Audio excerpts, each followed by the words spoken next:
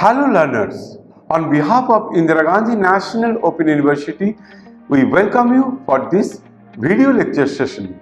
Today's topic is steam jet refrigeration system. This is 39th module of the course Thermodynamics and its application. I am Subhashish Maji, professor in School of Engineering and Technology from Indira Gandhi National Open University. So, dear learners, let us begin our today's discussion on the topic steam jet refrigeration system. After listening to this video lecture, you will be able to understand the concept of steam jet refrigeration system and you will be able to solve the numerical related to refrigeration system. Let us discuss with the topic that is steam jet refrigeration system. This system, also called a flash cooling system, is generally used for chilling water. The system turns out to be an economical proposition in comparison to vapor compression refrigeration system. In such situations where steam to be used in the ejector of the system is available cheaply in large quantities. This is the schematic of steam jet refrigeration system. Here you see that there is a convergent divergent nozzle, and in the convergent divergent nozzle the steam is passed, and you know very well that when it is at the point of the lowest cross section, that is at the throat, where the velocity of the steam will be maximum.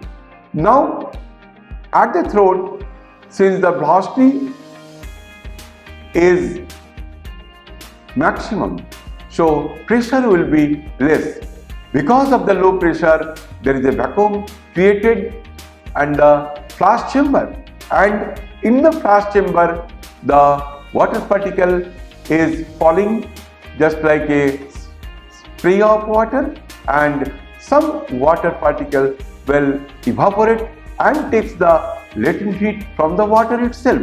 Thereby the water temperature will be goes down and water will be cooled.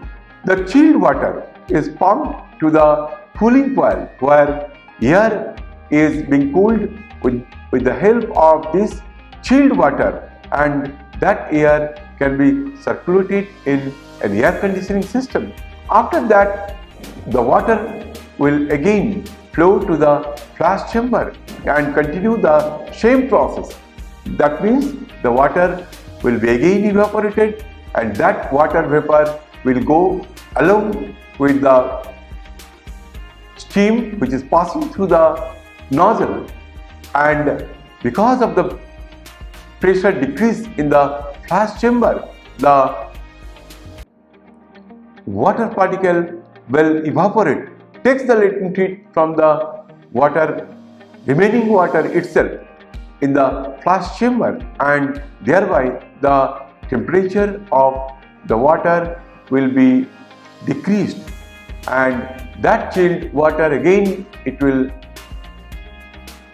pass to the cooling coil with the help of the pump, and after giving out in the heat exchanger, that is in the cooling coil, the air will be cooled down, and the water, after extracting heat from the air for cooling of air, that water will again pass into the flash chamber, and the process continues. And if the process continues, the temperature of the water in the flash chamber will decrease.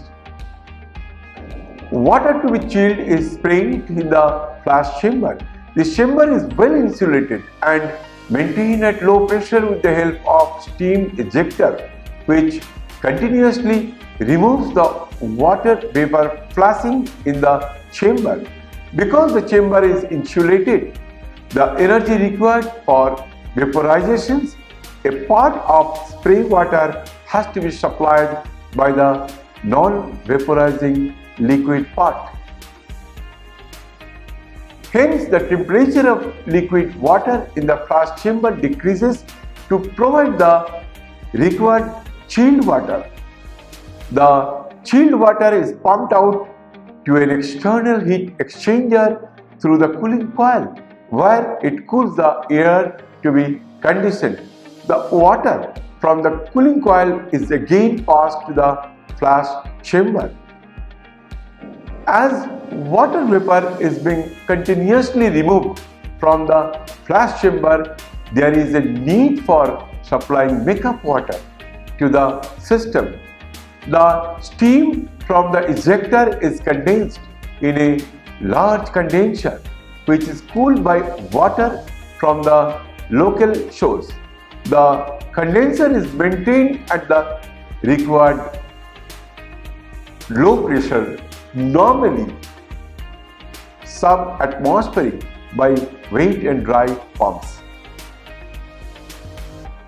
Now let us take up a numerical so that our concept will be crystal clear.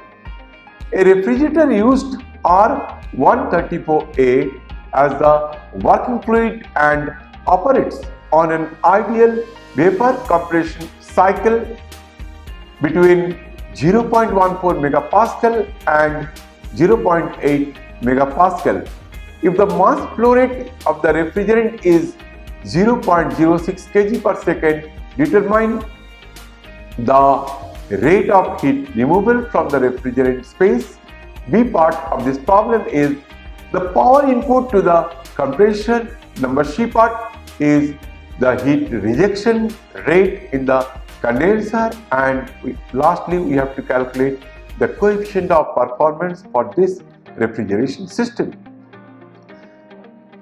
From the R134A refrigerant tables, the enthalpies at the four states are: H1 is 236.04 kilojoule per kg, and S1, that is entropy at point 1, is equal to 0.9322 kilojoule per kg, that is equal to S2, because the process 1 to 2 is isentropic process. So entropy at state 1 has to be equal to entropy at state 2 for the isentropic process. Now this is the cycle diagram, that is pH diagram for exercise 1. Now here you see that point 1 is at the saturated vapor line, and the process 1 to 2 is the process, that is compression process, which is going on in the compression. Then 2 to 3 process is going on through the condenser, and the throttling process is going on from point 3 to point 4. And you all know very well that during the throttling process the enthalpy remains same. So it is a constant enthalpy process. So enthalpy at state 3 is equal to enthalpy at state 4, and the net refrigerating effect is H1 minus H4.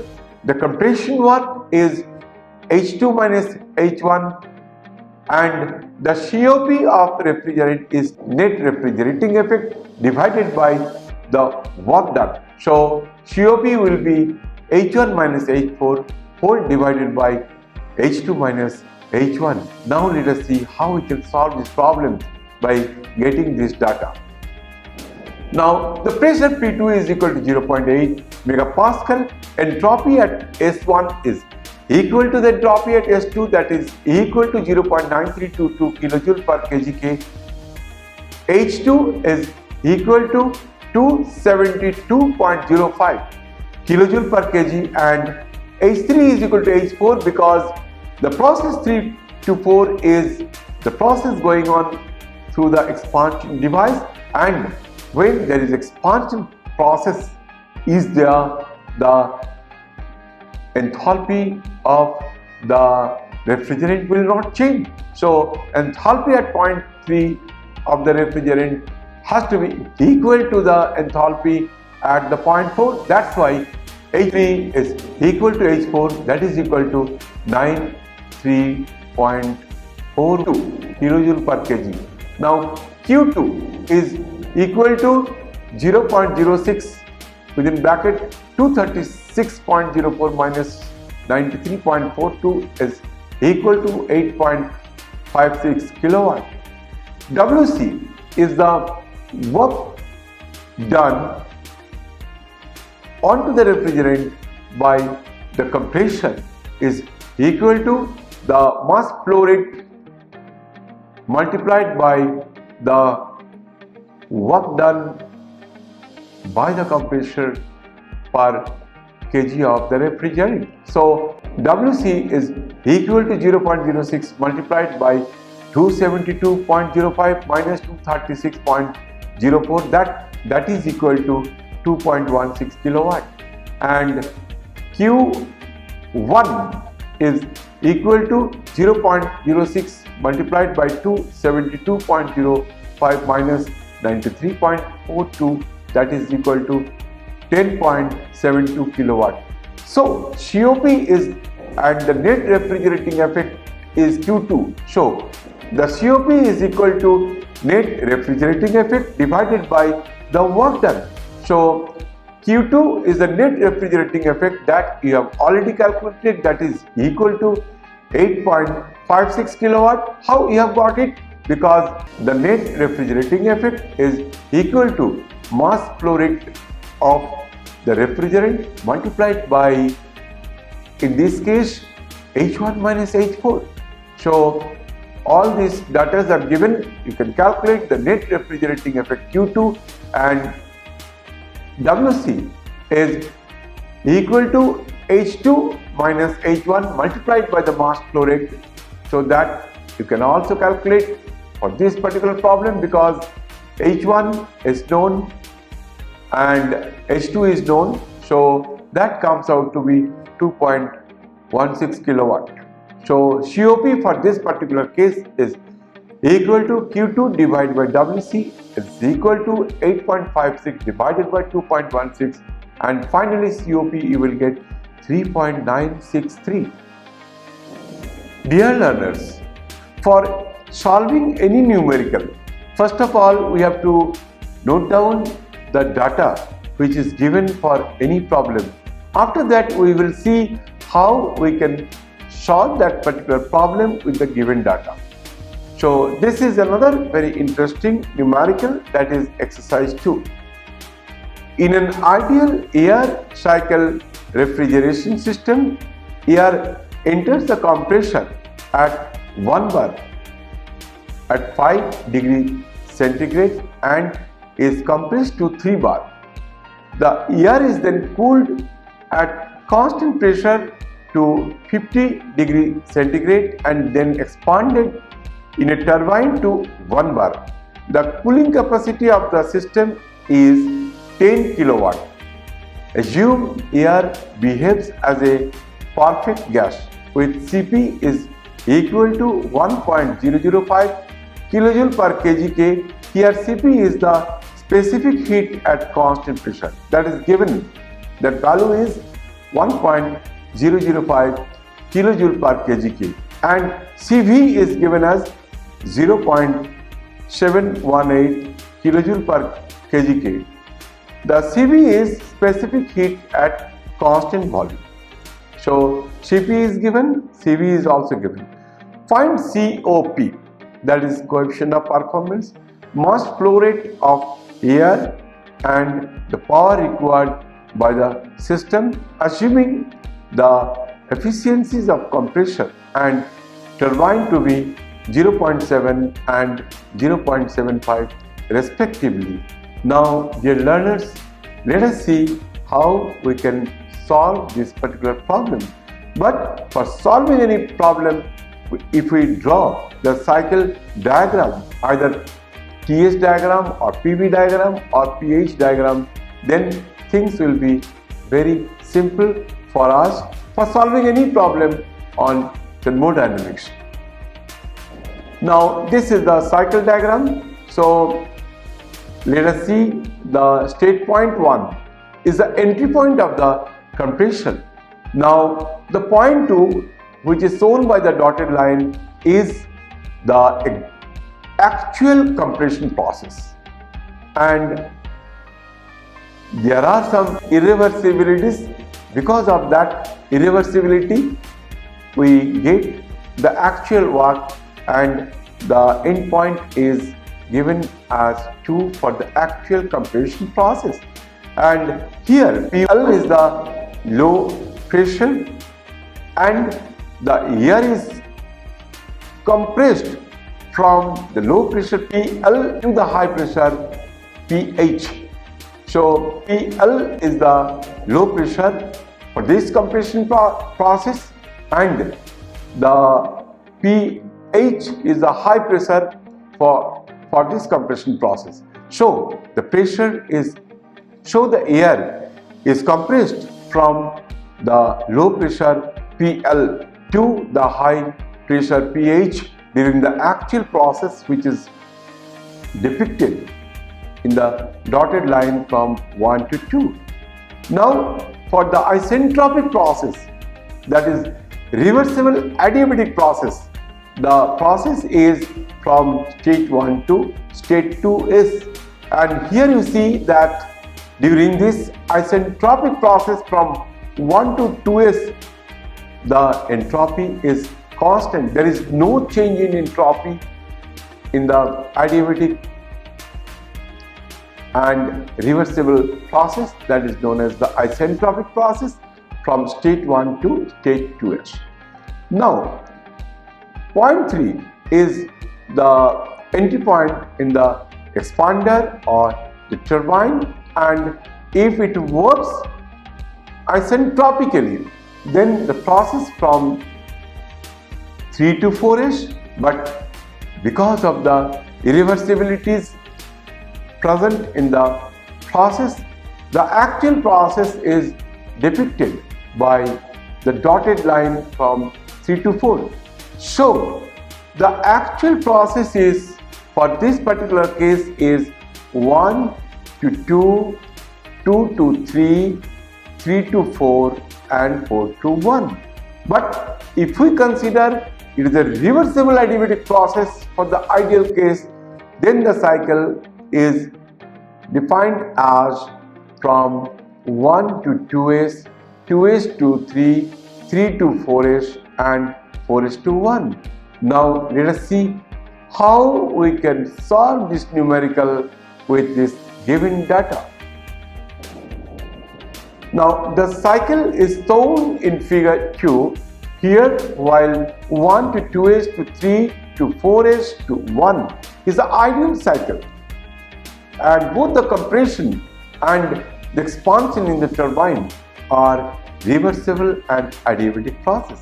But the actual process is different from the isentropic process or ideal situation.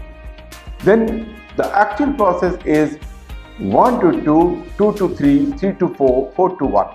This is the actual cycle. Now, what is the data given? Here the initial temperature before compression is T1 is given as 5 degrees, that comes out to be 278 Kelvin. The final temperature T2 is given as 380.5 Kelvin, T3 is 303 Kelvin and T4s is 236 Kelvin. Now, here you see that these temperatures, we will use the formulas which gives the relation between temperature and pressure. Now, the compression efficiency is given as the isentropic work divided by actual work, that is T2s minus T1 divided by T2 minus T1. But in this case, T2s we can calculate with the formula given between the temperature and the pressure. So, for if the air is compressed from T1 to T2, then we know very well that T2 by T1 is equal to P2 by P1 whole to the power gamma minus 1 by gamma. So, from that equation we can get the value of T2s and also T4s. Now, for this case, the compression efficiency is given as 0.7 is equal to the isentropic work divided by the actual work. So, the compression efficiency is equal to isentropic work done divided by the actual work done, that is equal to T2s minus T1 divided by T2 minus T1. But in this case, we know very well the temperature T1, the temperature T2s, the temperature T2s, that is for temperature T2s, that is 380.5, that we can get from the expression, that is T2s by T1 is equal to P2 by P1 whole to the power gamma minus 1 by gamma. So, gamma is, for this case, that is 1.4, that you can get the ratio of the specific heat at constant pressure divided by the specific heat at constant volume. So, for this problem, the specific heat at constant pressure is given, specific heat at constant volume is also given. So, the ratio that gives the value of gamma, that comes out to be 1.4. So, T2s is equal to T1 multiplied by P2 by P1 whole to the power gamma minus 1 by gamma. So, gamma is known 1.4, P2 by P1, the ratio, in this case, that is the final pressure by initial pressure, that is also known. So, you can get the value of T2s. If you do the calculation, you will get the value of T2s is equal to 380.5. So, the compression efficiency is given as 0.7, that is equal to T2s minus T1 divided by T2 minus T1. So, T2 you can calculate from this expression, that comes out to be 424.4 Kelvin.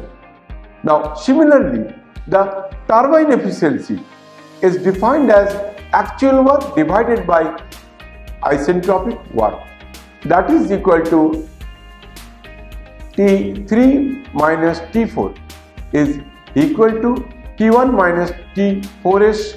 So, in this case also, that you can get the value of T4s because there is a relation between T3 and T4s, because T3 by T4s is equal to P2 by P1 whole to the power gamma minus 1 by gamma. So, T3 is known and T4 you can calculate from that expression. So, after putting the value for efficiency of the turbine, the value for T3, the value for T4s, then we can calculate the temperature T4. That here it will see that the value of T4 is equal to 258 Kelvin, and it is the very low temperature. That's why the air at this temperature is capable of extracting heat from the refrigerated space to be cooled. Now, the COP of the air refrigeration system is equal to T1 minus T4 whole divided by T2 minus T1 minus T3 minus T4. If you put the value of T1, T2, T3 and T4, the coefficient of performance comes out to be 0.245. Now let us see how we can calculate the mass flow rate. The capacity is equal to mass flow rate multiplied by refrigerating effect. So mass flow rate is equal to capacity divided by refrigerating effect. So capacity is given, that is 10 kilowatt, divided by the refrigerating effect, that is Cp multiplied by T1 minus T4. T1 is known, T4 is known, Cp is known 1.005 because the value of Cp is given for this particular problem. So mass flow rate is equal to 0.497 kilojoule per second. Now let us try to calculate the power required. The power required is equal to mass flow rate multiplied by work done per kg. So the mass flow rate we have already calculated, 0.497 multiplied by Cp multiplied by T2 minus T1 minus T3 minus T4. So if you put the values of T1, T2, T3 and T4, the power required you can calculate for this problem, it comes out to be 40.65 kilowatt.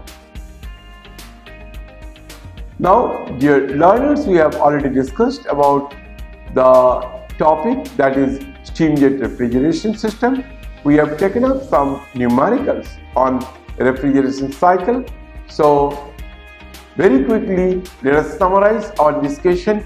Today we have discussed the concept of steam jet refrigeration system.